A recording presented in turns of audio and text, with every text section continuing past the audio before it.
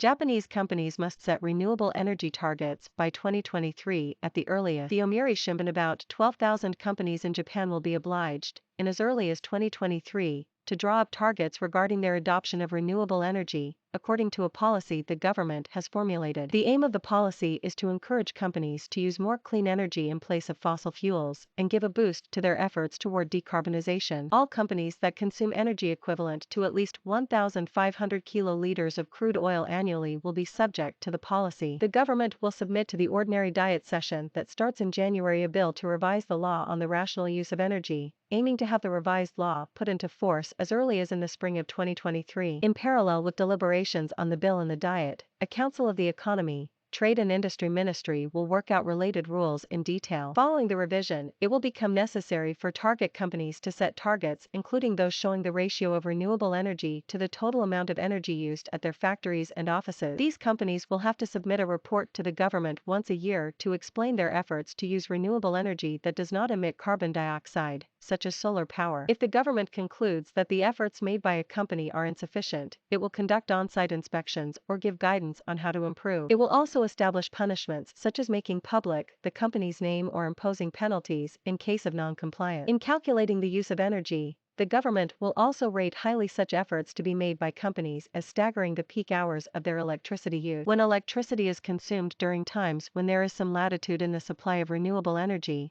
companies will be able to calculate their use of electricity as being lower than usual. On the other hand, they will have to calculate the use of electricity higher than usual during periods when the supply situation is tight. The current law makes it necessary for companies to draw up mid- and long-term plans regarding energy conservation, but has not laid down any stipulations as to the ratio on the use of renewable energy. According to the latest policy, target companies will be assessed in 4 ranks in accordance with the achievements made. When a large company is assessed as being at the highest rank, it will be able to apply for a relevant subsidy. Speech.